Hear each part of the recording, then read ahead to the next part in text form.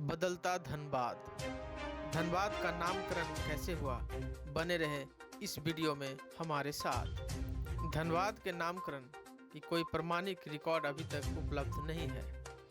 हालांकि यह बताया जाता है कि धनबाद का नाम धनबाद क्यों पड़ा। यह बताया जाता है कि यह क्षेत्र कभी वैध धान के लिए जाना जाता था। दो प्रकार के धान की खेती होती थी, एक वैध जो कार्तिक में तैयार होती थी और अन्य मतांतर के अनुसार धनबाद नाम धन शब्द से आया है, जो कि एक कोलारियन आदिवासी होते थे, इस क्षेत्र में निवास करते थे। पूर्व में धनबाद मानभूम जिले का एक सब डिवीजन हुआ करता था। 1988 में पुराने धनबाद और चंदन क्यारी डिवीजन को मिलाकर धनबाद बनाने की बात रखी गई थी। 24 अक्टूबर 1956 को राज्य पुनर्निर्माण आयोग के नोटिफिकेशन से धनबाद जिला 1 नवंबर 1956 को अस्तित्व में आया। इस नोटिफिकेशन के तहत बिहार के पूर्व जिला मधुबन के पुरुलिया सब डिवीजन के चास और चंदन क्यारी थाना क्षेत्र को पश्चिम बंगाल को स्थानांतरित कर दिया गया। धनबाद के उप जिला स्थिति को जिला स्तर में परिवर्तित हो गई। साथ ही उपायुक्त पद का निर्माण हुआ। पूर्व में धनबाद का नाम धनबाद हुआ करता था। ICAS अफसर मिस्टर लूबी के पहल पर आधिकारिक रूप से इसका नाम धनबाद कर दिया गया था। शहर के बीच से नेशनल हाईवे NH2 गुजरती है, जो कि जिले को लगभग दो समान उत्तरी दक्षिणी भागों में बांटती है। नेशनल हाईवे NH32, जो कि धनबाद का मुख्य मार्ग है, धीरे धीरे व्यावसायिक केंद्र बनती जा रही है। रेल मार्ग के माध्यम से धनबाद पूरे भारत से जुड़ा है। दिल्ली कोलकाता मार्ग पर होने के कारण शहर बहुत महत्वपूर्ण बन जाता है। फिलहाल धनबाद में वायु सेवाएं उपलब्ध नहीं हैं। दिल्ली और मुंबई समेत देश के कई भागों से रांची और पटना के लिए वायु सेवाएं हैं। रांची और पटना हवाई अड्डे से बसों व टैक्सियों द्वारा पर्यटक आसानी से धनबाद तक पहुंच सकते हैं। यहाँ बरवड्डा में एक हवाई पट्टी का निर्माण किया गया है।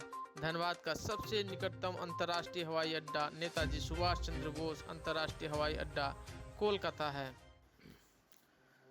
24 अक्टूबर 1956 को जब धनबाद की स्थापना हुई थी, तब इसकी लंबाई ऊपर से नीचे 43 मील और पूर्व से पश्चिम चौड़ाई 47 मील थी। 1991 में धनबाद से निकलकर बोकारो जिला का निर्माण किया गया, जिसके बाद अब धनबाद का कुल क्षेत्रफल 2995 स्क्वायर किलोमीटर रह गया। धनबाद की सीमा उत्तर और उत्तर पूर्वी सीमा बराकर नदी द्वारा निर्धारित होती है, जो इसे गिरिडीह और जामताड़ा से पूर्व में हजारीबाग से अलग करती है। दक्षिणी सीमा का निर्धारण दामोदर नदी करती है। डांगी पहाड़ी, जिसकी श्रृंखला प्रधान खंटा से गोविंदपुर तक फैली हुई है, इसकी स्थिति पूर्व मध्य रेलवे की ग्रांड कॉर्ड लाइन और ग्रांड ट्रक GT रोड के बीच है। इन पहाड़ियों की सबसे ऊंची चोटी गोविंदपुर के अंतर्गत डांगी के पास है, जो लगभग 1265 फीट ऊंची है।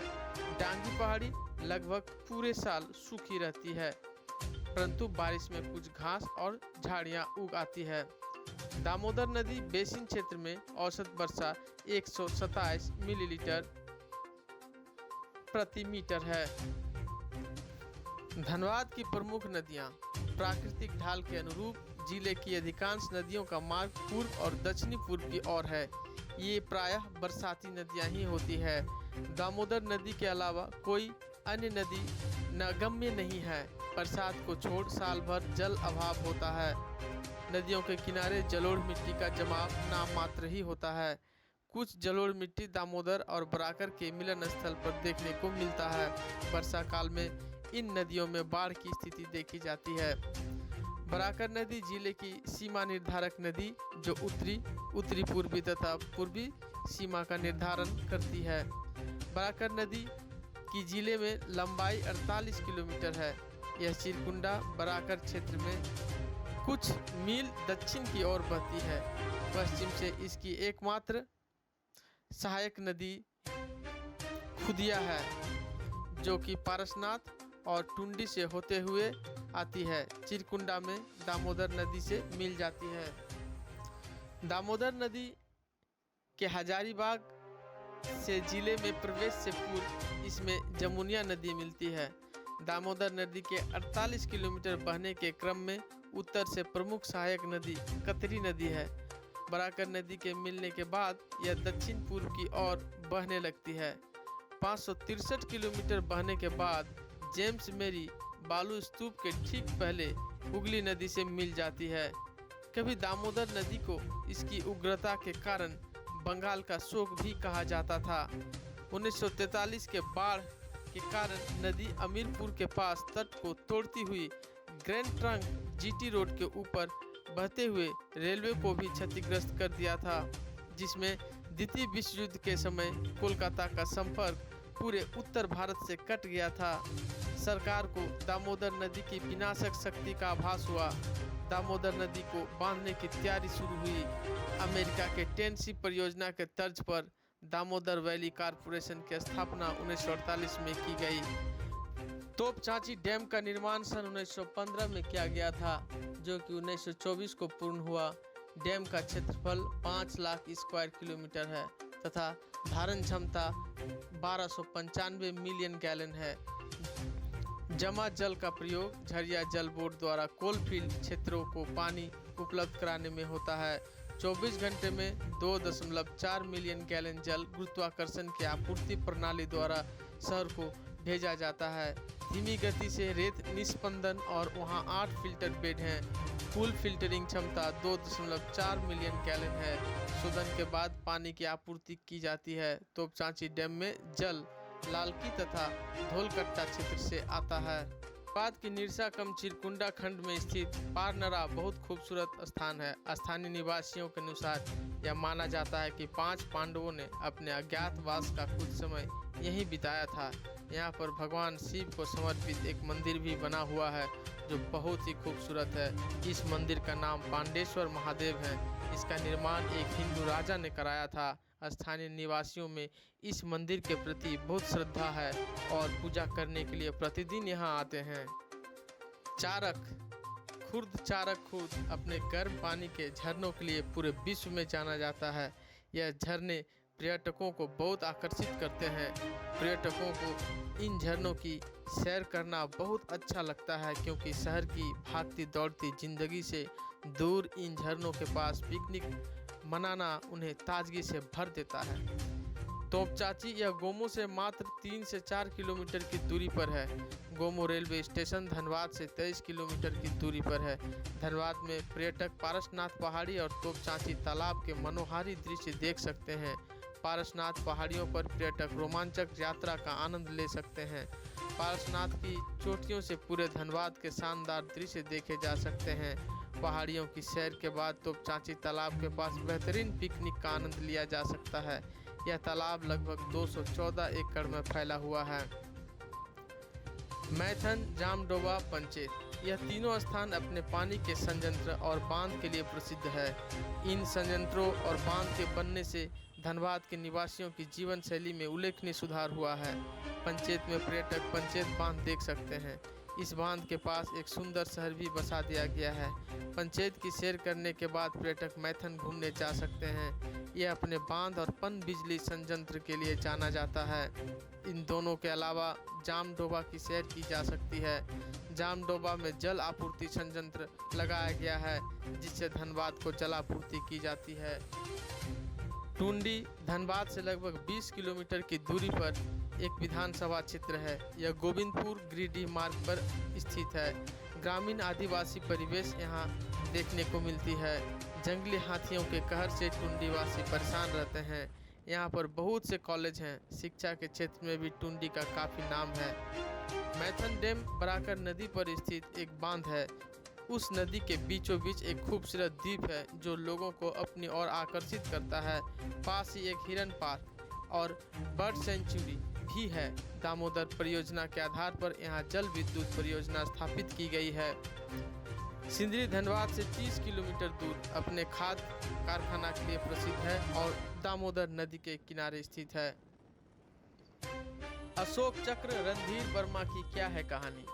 धनबाद के जांबाज पुलिस अधीक्षक रणधीर वर्मा 3 जनवरी 1991 की सुबह धनबाद शहर में बैंक ऑफ इंडिया की हीरापुर शाखा लूटने गए दुर्दांत आतंकवादियों से जूझते हुए शहीद हो गए थे। भारत के राष्ट्रपति ने 26 जनवरी 1991 को मरणोपरांत उन्हें अशोक चक्र से सम्मानित किया था और सन 2008 में भारतीय डाक विभाग ने उस अमर शहीद की याद में डाक टिकट जारी किया था। शहीद रणधीर वर्मा 1974 बैच के भारतीय पुलिस सेवा के अधिकारी थे। शहीद रणधीर वर्मा का जन्म 3 फरवरी 1952 को बिहार के सहरसा जिले में हुआ था। उनके पिता बिहार प्रशासनिक सेवा के अधिकारी थे। शहीद वर्मा की शादी न्यायिक सेवा के अधिकारी जस्टिस रामानंद प्रसाद की द्वितीय पुत्री रीता वर्मा के साथ हुई थी। उनकी शहादत के बाद भाजपा ने रीता वर्मा को धनबाद संसदीय क्षेत्र से चुनावी दंगल में उतारा था। रणधीर वर्मा की लोकप्रियता रंग लाई और रीता वर्मा 1991 के मध्य अवधि चुनाव में विजयी रही। लगातार 4 बार सांसद निर्वाचित होने वाली रीता वर्मा भारत सरकार में मंत्री भी रही। चास नाला खान दुर्घटना 27 दिसंबर 1975 को भारत के इतिहास के सबसे बड़ी खान दुर्घटना धनबाद से 20 किलोमीटर दूर चास नाला में घटी। सरकारी आंकड़ों के अनुसार लगभग 375 लोग मारे गए थे। कोल इंडिया लिमिटेड के चास नाला कोलियरी के पीठ संख्या 1 और 2 के ठीक ऊपर स्थित एक बड़े जलागार तालाब में जमा करीब 5 करोड़ गैलन पानी खदान की छत को तोड़ता हुआ अचानक अंदर घुस गया और इस प्रलयकालीन बाढ़ में वहां काम कर रहे सभी लोग फंस गए। आनन फानन में मंगाए गए पानी निकालने वाले पंप छोटे पड़ गए। कलकत्ता स्थित विभिन्न प्राइवेट कंपनियों से संपर्क साधा गया, तब तक काफ़ी समय बीत गया। फंसे लोगों को निकाला नहीं जा सका। कंपनी प्रबंधक ने नोटिस बोर्ड में मारे गए लोगों की लिस्ट लगा दी। परिवारजन पीठ के मुहाने की तरह उदास मन से कुछ आशा लिए देखते रहे। उस समय केंद्र और राज्य दोनों जगह सत्ताधारी कांग्रेस का अधिवेशन चंडीगढ़ में चल रहा था, जिसमें तत्कालीन प्रधानमंत्री इंदिरा गांधी, बिहार के मुख्यमंत्री डॉक्टर जगन्नाथ मिश्र, खान मंत्री चंद्रदीप यादव, श्रम मंत्री रघुनाथ राव आदि भाग ले रहे थे। खान दुर्घटना की बात आग की तरह फैली। उस समय देश विदेशों के अखबारों व समाचार तंत्रों ने प्रश्नों की बौछार कर दी। सरकार ने जांच के आदेश देकर समितियां बना दी। इधर चास नाला में पीड़ित परिवारजन की हिंसा की आशंका से जिले के आरक्षी अधीक्षक तारकेश्वर प्रसाद सिन्हा तथा उपायुक्त लक्ष्मण शुक्ला ने स्वयं कानून व्यवस्था की कमान संभाल ली थी।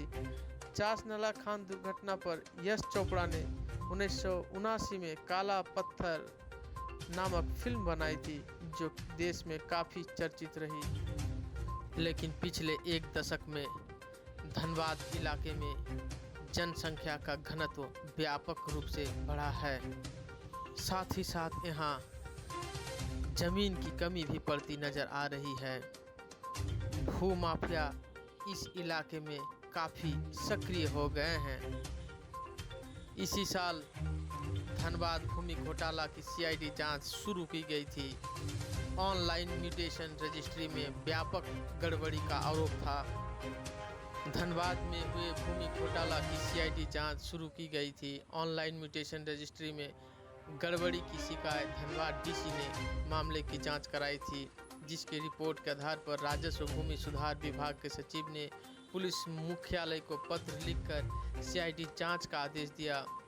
इसके बाद पुलिस मुख्यालय के निर्देश पर धनबाद प्रमंडल के डीएसपी नीरज कुमार के नेतृत्व में टीम गठित कर सीआईडी की जांच शुरू की गई थी। तत्कालीन डीसी उमाशंकर सिंह के आदेश पर बाघमारा, गोविंदपुर, बलियापुर, धनबाद सदर के वर्तमान व पूर्व सीओ समेत 22 पदाधिकारियों के खिलाफ जांच के आदेश दिए गए थे। आरोप था कि अधिकारियों ने ऑनलाइन एंट्री कराने में गड़बड़ी की, ऑनलाइन जमीन की प्रकृति बदलकर दाखिल खारिज कर करोड़ों कमाई के आरोप के साथ साथ निबंधन में खाता एवं प्लॉट की हेराफेरी के भी आरोप लगे। धनबाद के जिला अवर निबंधक रहे अधिकारियों समेत कई हल्का कर्मियों पर भी सरकारी जमीन गैर आबाद की खाता को रैयती बनाकर पहले रजिस्ट्री उसके बाद म्यूटेशन करने के आरोप लगे थे। धनबाद भूमि घोटाला में दोषी पाए गए अफसरों व कर्मियों पर विभागीय कार्रवाई की अनुशंसा जिले के डीसी ने की थी। धनबाद के भाजपा नेता रमेश कुमार राही ने झारखंड सरकार के राजस्व निबंधन एवं भूमि सुधार विभाग के प्रधान सचिव के सोन को पत्र भेजकर मामले की उच्च स्तरीय जांच की मांग की थी और करीब 150 मामलों की दाखिल खारिज में गड़बड़ी की लिस्ट विभाग को भेजी थी।